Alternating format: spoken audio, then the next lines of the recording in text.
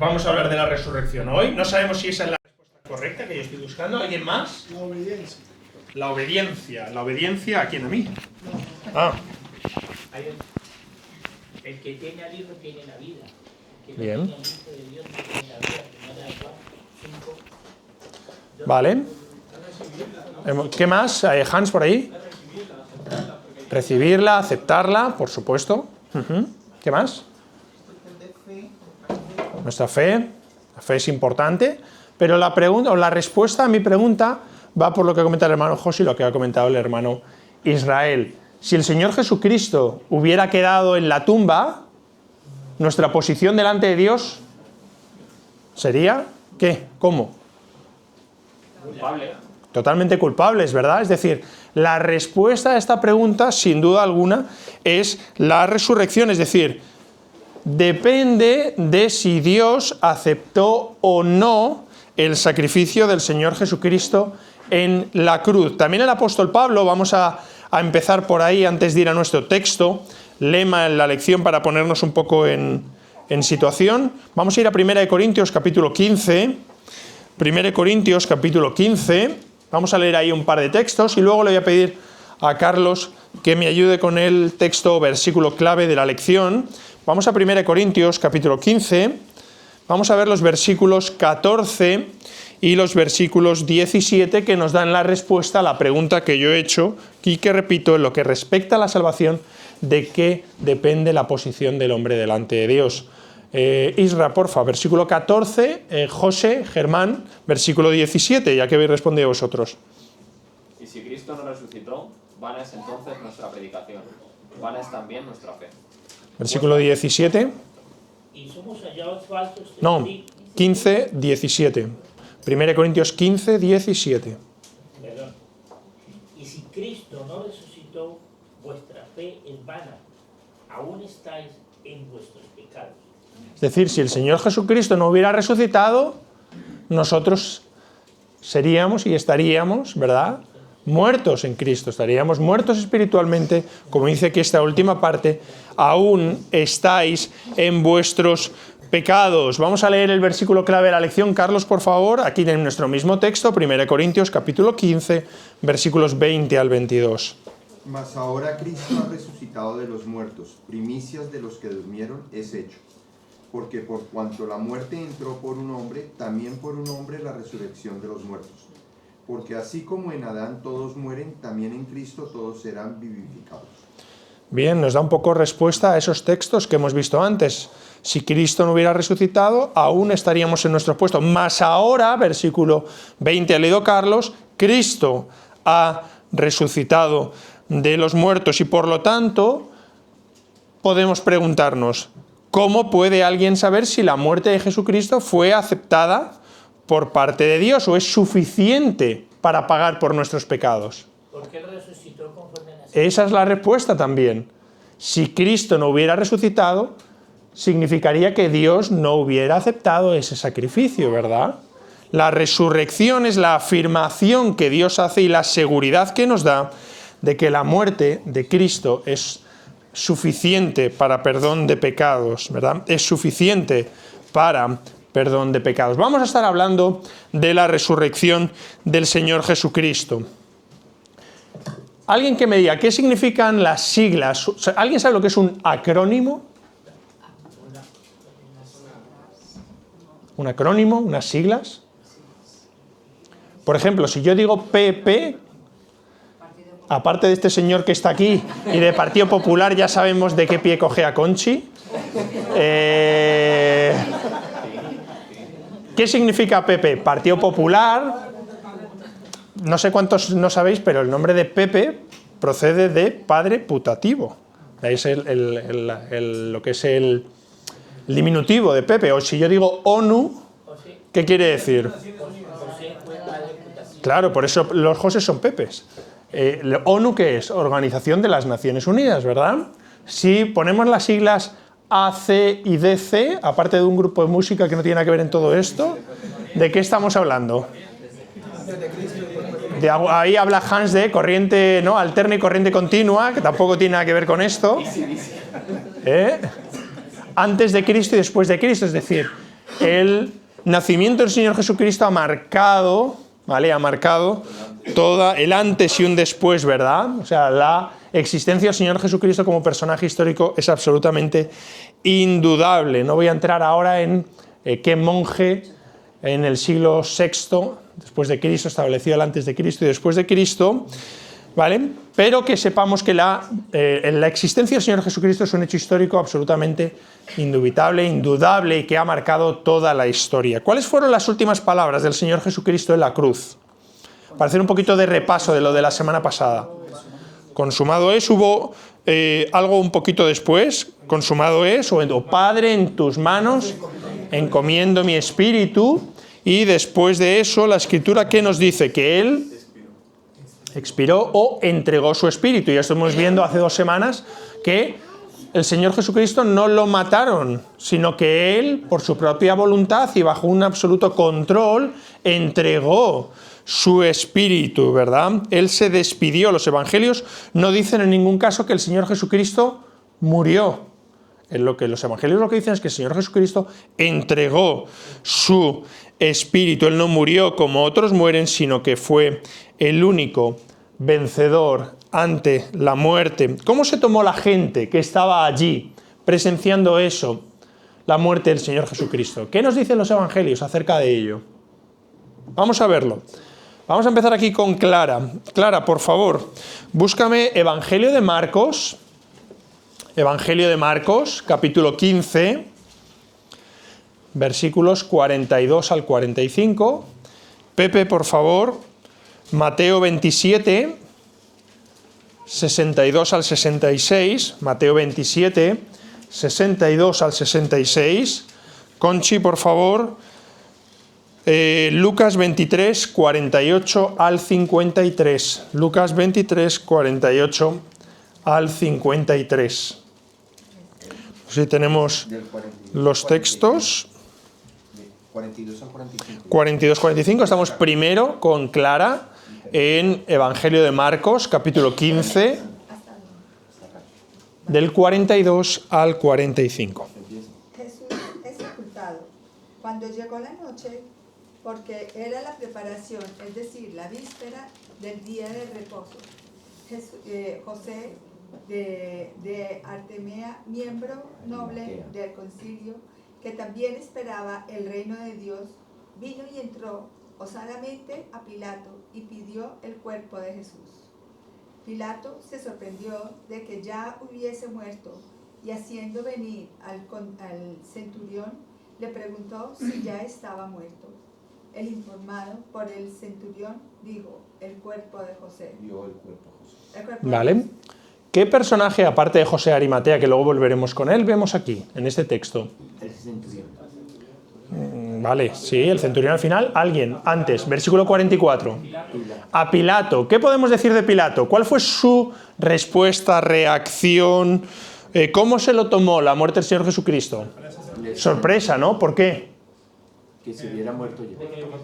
Porque había muerto Por la... rápido, ¿no? Rápido para lo que solía ser una muerte de crucifixión, que era una muerte bastante... era lenta y cruenta, ¿verdad? Había muerto rápido. Se sorprendió tanto que ¿qué pidió? Una confirmación, ¿no? Le pidió al centurión que le confirmara que el Señor Jesucristo había muerto, ¿verdad? Porque estaba sorprendido y pidió esa confirmación. Vamos al siguiente texto, Evangelio de Mateo, capítulo 27. Al día siguiente, que es después de la preparación, se reunieron los principales sacerdotes y los fariseos ante Pilato, diciendo, Señor, nos acordamos que aquel engañador dijo, viviendo aún, después de 3 días resucitaré. Manda, pues, que se asegure el sepulcro hasta el 3er día, no sea que vengan sus discípulos de noche y lo hurten y digan al pueblo, resucitó de entre los muertos y será el postrer error peor que el primero. Y Pilatos les dijo, ahí tenéis una guardia y aseguradlo como sabéis. Entonces ellos fueron y aseguraron el sepulcro, sellando la piedra y poniendo la guardia. ¿A quién vemos aquí? Hemos visto antes a Pilato. ¿Qué aparece aquí? ¿Qué personajes aparecen aquí? Venga, ¿quién? Los sacerdotes, bien, los principales sacerdotes. ¿Y cómo reaccionan ellos ante la muerte del Señor Jesucristo? ¿El qué? Preocupados. ¿Por qué? Porque ellos ya esperaban algún tipo de reacción por parte de los seguidores de Jesús. Lo primero porque se acordaban de las palabras del Señor Jesucristo, ¿verdad? Versículo 63 que hemos leído. Ellos estaban preocupados porque estaban diciendo para sí mismos, a ver si este tenía razón, ¿verdad? Y estaban preocupados porque dice, después de 3 días resucitaré. Entonces ellos ante este temor, ¿verdad? Porque el temor real era que el Señor Jesucristo cumpliera su palabra y resucitara. Lo otro era una excusa. A ver si van a venir sus seguidores y lo van a hurtar y no sé qué. Estaban preocupados, ¿verdad? Su reacción fue de preocupación de, ojo, a ver si hemos metido la pata hasta el fondo. Y este tenía razón, Lizardo. Es que hermano, era imposible no reconocer los milagros que Dios había hecho y el temor a lo que pueda suceder, y ellos realmente quedarían pues realmente como los verdaderos criminales en este caso. Y tenían miedo de que ellos se hubieran equivocado, ¿verdad? Vamos al siguiente texto, Evangelio de Lucas, capítulo 23, versículos 48 al 53. Evangelio de Lucas, capítulo 23, 48 al 53. Y toda la multitud de los que estaban presentes en este espectáculo, viendo lo que había acontecido, se volvían, golpeándose el pecho. Pero todos sus conocidos y las mujeres que le habían seguido desde Galilea estaban lejos mirando estas cosas. Había un varón llamado José de Arimatea, ciudad de Judea, el cual era miembro del concilio, varón bueno y justo. Este, que también esperaba el reino de Dios y no había consentido en el acuerdo ni en los hechos de ellos, fue a Pilato y pidió el cuerpo de Jesús. Y quitándolo, lo envolvió en una sábana y lo puso en un sepulcro abierto en una peña, en el cual aún no se había puesto a nadie. Bien, ¿a quién vemos aquí? Hemos visto ya a Pilato, hemos visto a los sacerdotes. ¿A quién vemos aquí? Bien, que era uno de los miembros del Sanedrín, ¿vale? Pero era uno de los seguidores de Jesús, ¿verdad? Hemos visto los versículos primeros que ha leído Conchi, hablaba aquí de la multitud, ¿verdad?, que estaban presentes. Habla luego, versículo 49, todos sus conocidos y las mujeres que le habían seguido desde Galilea, y luego nos habla aquí de un personaje en concreto que es José de Arimatea. ¿Cómo reaccionó estos personajes que estaban aquí, esta multitud, estos seguidores de Jesús? Se sintieron culpables. Bueno, yo creo que más que culpables era dolor, ¿verdad? Era dolor. ¿Cómo nos habríamos sentido nosotros siendo seguidores del Señor Jesucristo y sabiendo que nuestro maestro, nuestro líder, había sido muerto y que iban a sepultarle? Con mucho dolor. Hay otra palabra que quizá Primero rabia, pero al ver que rabia, al ver que es un montón de romanos, pues te resignas y... Rabia, dolor, decepción también. Eso me gusta un poco más. Confusión, incertidumbre, quizá, temor. Porque a lo mejor ellos podían pensar, primero, había muerto el maestro, había muerto el líder. ¿Quién nos iba a guiar ahora? Eso es lo primero. Y lo segundo es... En la incertidumbre de que cuando estaban con Jesús, cualquier duda la preguntaban y Eso le es. daba dirección. Ahora es. quedamos solamente con las promesas que él había hecho, pero de ahí no tenemos más nada donde agarrar. De hecho, estaban escondidos. Es decir, si a este nuestro líder le han hecho esto, ¿qué nos podrán hacer a nosotros, verdad? Estaban, como ha dicho el hermano Jesús, ¿verdad?, escondidos. Sin embargo, hubo ahí un seguidor que dio la cara. ¿Era quién? José de Arimatea, miembro del Sanedrín, ¿verdad?, que no había consentido en los hechos. ¿Y qué hizo José de Arimatea? Fue a pedir el cuerpo de Jesús, ¿verdad?, a Pilato, y lo llevó a un sepulcro nuevo. Y estuvimos viendo la semana pasada ese texto, ¿verdad? Dice que con los pobres, quiero parafrasear, pero no es el texto exacto, con los pobres fue, y con los ricos, ¿verdad?, fue sepultado. Lo estuvimos hablando de ello ya la semana pasada, en ese sepulcro nuevo, un sepulcro propio de gente adinerada, y junto con otro personaje que se nombra en Juan capítulo 19, ¿recordáis quién era? Juan 19, 39, ¿alguien que me busque? Nicodemo.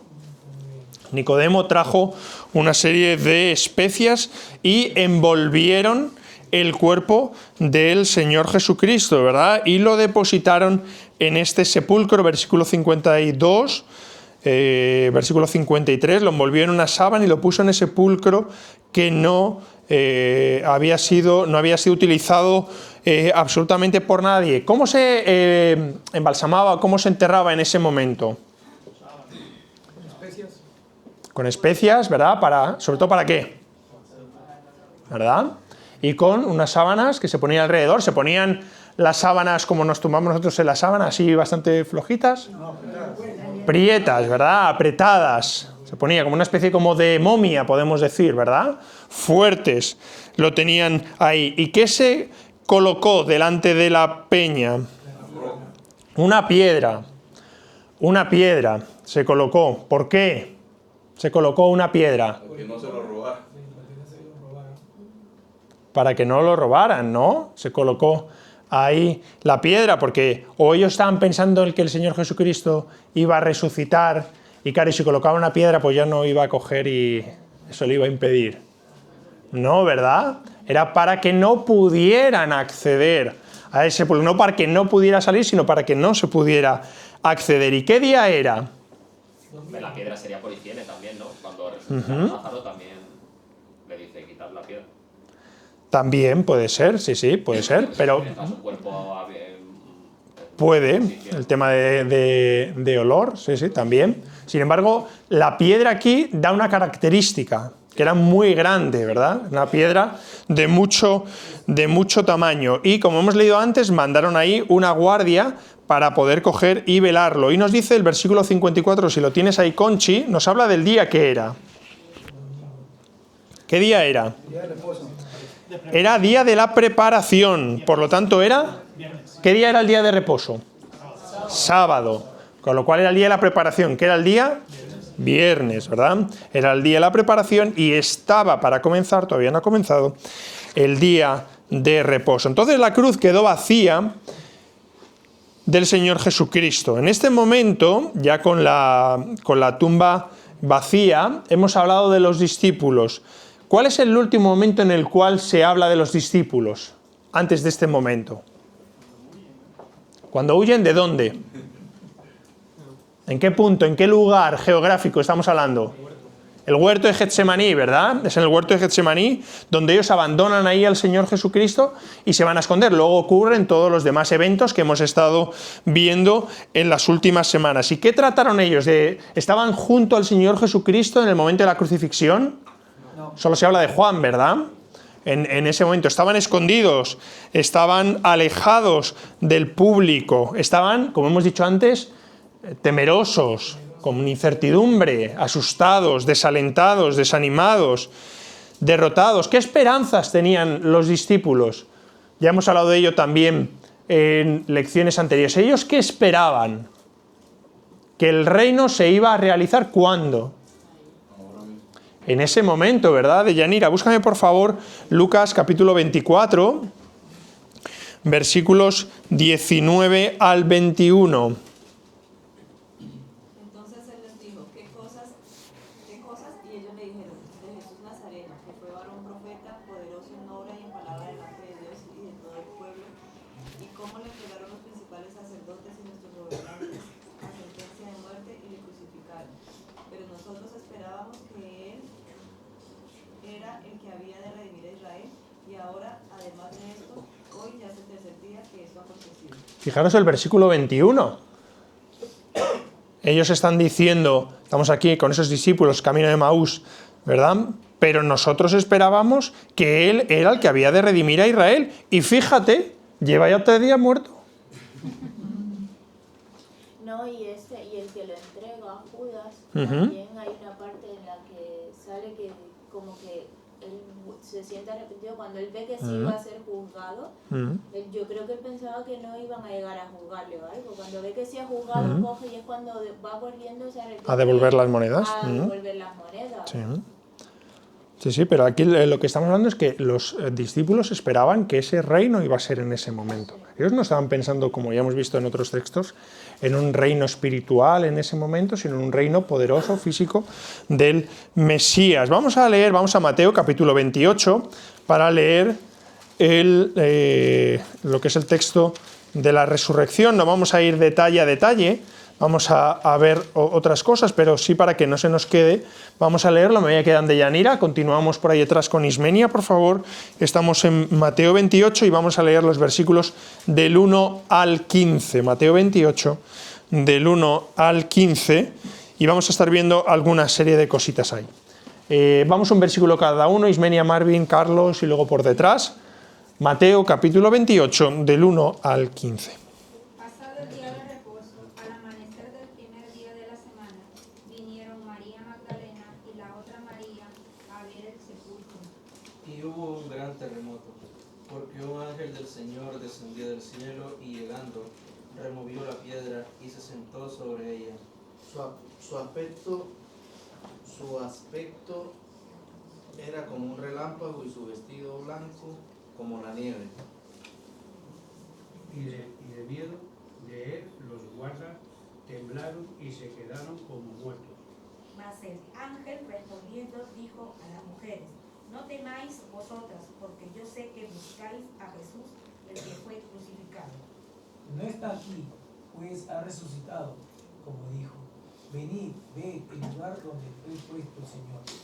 E id pronto y decid a sus discípulos que ha resucitado de los muertos, y he aquí, va delante de vosotros a Galilea.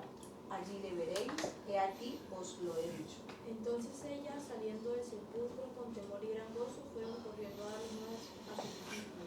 Mientras él hablando a sus discípulos,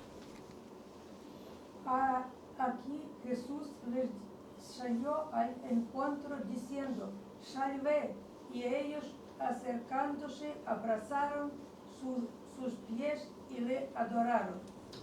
Entonces Jesús les dijo: no temáis, y dan las nuevas a mis hermanos, para que vayan a Galilea y ahí me verán. Y mientras ellas iban, he aquí hombres de la guardia fueron a la ciudad y dieron aviso a los principales sacerdotes de todas las cosas que habían acontecido. Y reunidos con los ancianos y habido consejo, dieron mucho dinero a los soldados, diciendo: decid vosotros, tus discípulos vinieron de noche y lo hurtaron, estando la mujer dormida. Y si esto lo oyere el gobernador, nosotros le persuadiremos y os pondremos a salvo. Y ellos, tomando el dinero, hicieron como que se les había instruido. Este dicho se ha divulgado entre los judíos hasta el día de hoy. Bien, vamos ahí. ¿Qué hubo en la mañana de ese primer día de la semana? Versículo 1. Versículo 2, perdón. Hubo un terremoto, ¿verdad? Hubo un terremoto que estremeció la tierra, que estremeció a los que estaban allí. ¿Y qué ocurrió? ¿Vino quién? Un ángel. Hay otro texto que dice que son dos ángeles, ¿vale? Dos ángeles, lo que pasa es que solo habla uno de ellos. ¿Y qué pasó en ese momento? ¿Por qué? Hemos hablado antes de la piedra. Porque nadie podía acceder a... ¿Pero por qué era necesario para que el Señor Jesucristo saliese? ¿Por qué era necesario para? Para poder entrar. O sea, para los eventos que había después. Si no, las mujeres no podían haber entrado. O sea, no era necesario para que el Señor Jesucristo, tenía ya un cuerpo glorificado, pero sí para que pudieran entrar. Cuando llegaron las mujeres. Claro, para confirmar esa resurrección, la ausencia, ¿verdad?, del cuerpo. ¿Qué dos grupos identificamos aquí en este texto que hemos leído? Los guardias es uno. ¿Y el otro? Las mujeres es el otro. Dos grupos, las mujeres y los guardias. ¿Qué evidencias de la resurrección presenta el ángel?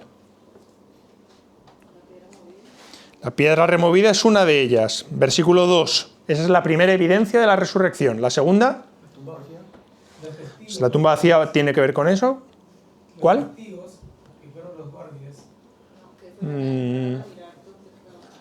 Está claro que se había removido y ya no estaba. La tumba estaba vacía, pero hay otra evidencia que presenta el ángel adicional. Versículo 6. Tal como había dicho. Léelo, porfa, Mario. Versículo 6 de nuestro texto. No tengo otra versión, pero que bueno, no está aquí, ha resucitado tal como dijo que sucedería. Bien. Vengan, vean el Eso es. Pues ha resucitado como dijo, ¿verdad? El Señor Jesucristo ya habló de ello. Nos habíamos quedado por allí Jenny y Sandro. Jenny me va a buscar, por favor, Lucas 9:22 y Sandro me va a buscar Lucas 18, 31 y 33, al 33. Lucas 9:22, Jenny, por favor, Sandro 18, 31 al 33. Es decir, dos evidencias. Uno, la piedra removida, la tumba vacía. Dos, las palabras dichas por el Señor Jesucristo. Lucas 9:22. Y diciendo, es necesario que el Hijo del Hombre padezca muchas cosas y sea desechado por los ancianos, por los principales sacerdotes y por los escribas, y que sea muerto y resucite al tercer día.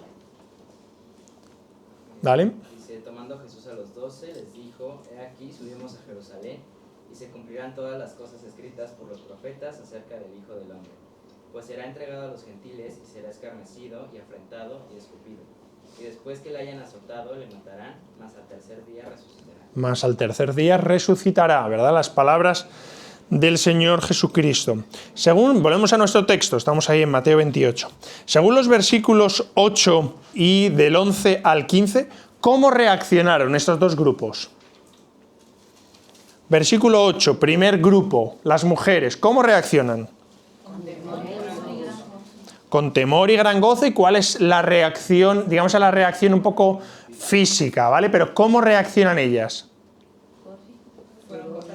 O sea, cumplieron con lo que el ángel les había encomendado, ¿verdad? Que es ir y informar, ¿verdad?, a sus discípulos. Fueron corriendo a dar las nuevas a sus discípulos, que es lo que el ángel les había pedido que hicieran. Versículo 7, id pronto y decid a sus discípulos que ha resucitado de los muertos. ¿Cómo reacciona el otro grupo?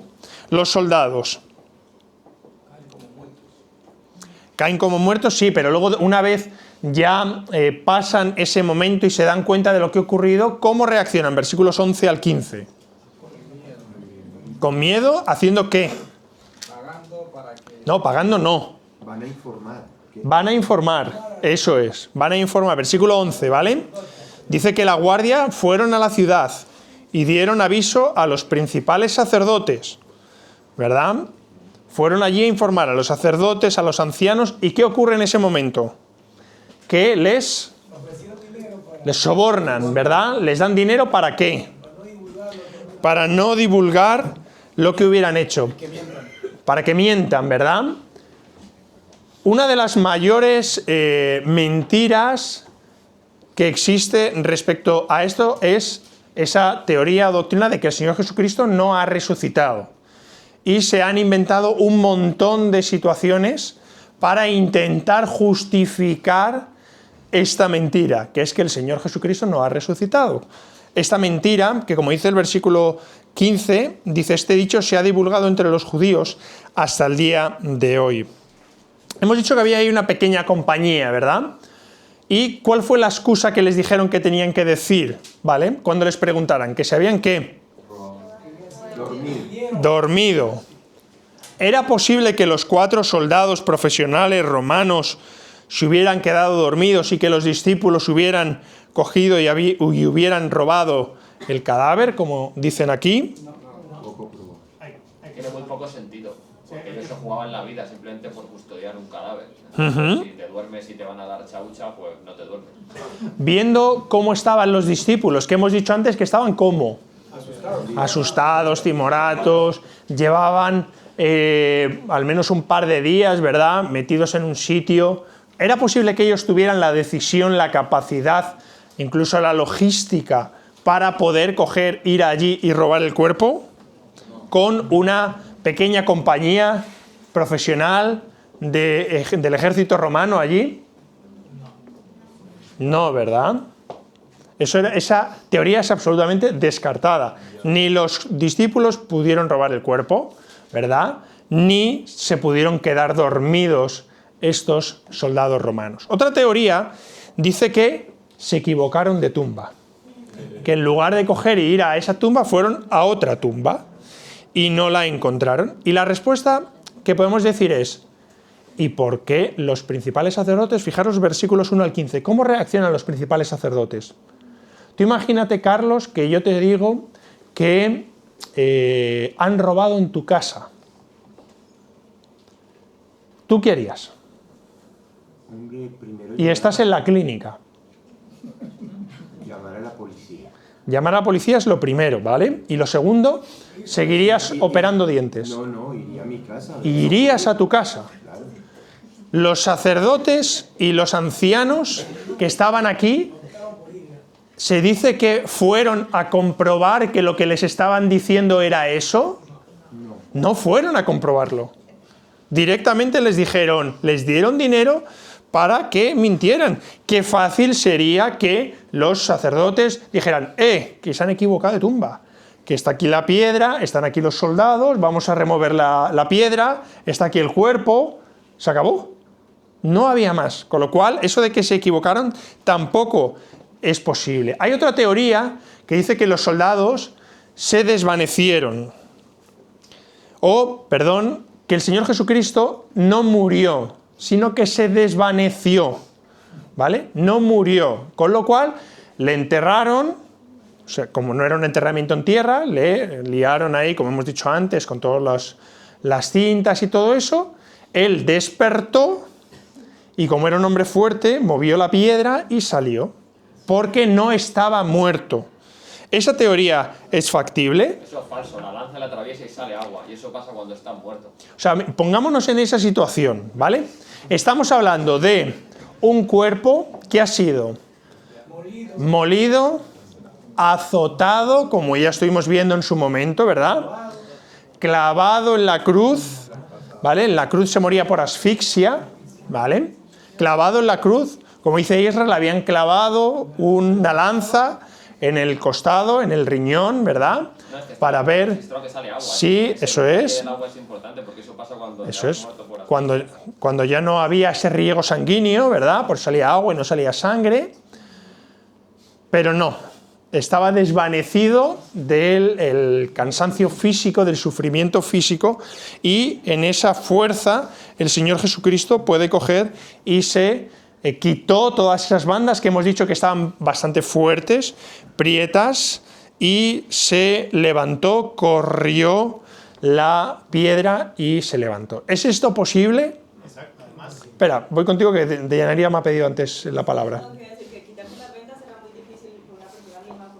Y lo otro es que hay un detalle que dicen, porque uno de Israel dicen que la piedra se movió hacia arriba, o sea que es mucho más difícil empujar esa piedra hacia arriba. No tengo ese dato, pero está claro que sin ni siquiera eso, con todo lo otro que hemos contado, de sufrimiento, de cruz, de lanza, de tal, es totalmente imposible. Exactamente lo mismo también, sin comer, sin beber. Y además estamos hablando de los romanos, que fueron los ejecutores más implacables de la historia. Exactamente, es decir, los romanos sabían causar el dolor, sabían hacerlo. Tenemos de los soldados romanos del primer siglo las normas de que te pierdes, si tú te pierdes tu cautivo, te pierdes tu vida. Esto fue una norma en el ejército. Entonces los cuatro, como has dicho, tenían mucha motivación a guardarlo bien, porque si no cumplían, de hecho, el propio texto que hemos leído, ellos sabían que el haber perdido ese cuerpo era causa de muerte para ellos. De hecho, el versículo 14 nos habla de cómo los ancianos, los sacerdotes dicen, y si esto lo oyera el gobernador, es decir, si el gobernador se entera, ellos sabían lo que les iba a pasar, ¿vale? Nosotros le persuadiremos, ¿verdad? Habla ahí, y os pondremos a salvo, porque ellos estaban temiendo realmente por su vida, porque efectivamente sabían que la pérdida de ese cuerpo implicaba la pérdida de su vida. Hay otra teoría, y ya con ello termino, que dicen que el Señor Jesucristo no resucitó y que la idea de la resurrección es algo como casi onírico, como algo vive en nuestras vidas, está en los corazones de todos, es una influencia, o sea, como algo así un poco como de ideal, ¿vale? Pero si esto fuera así, ¿por qué, de nuevo volvemos a lo mismo, los sacerdotes sobornarían a los soldados para que esto no se divulgase? ¿Y por qué los discípulos, lo veremos también la próxima semana, predicaron después de esto, con mucho celo, esa resurrección de algo que ellos sabían que era mentira, ¿verdad? No tendría ningún tipo de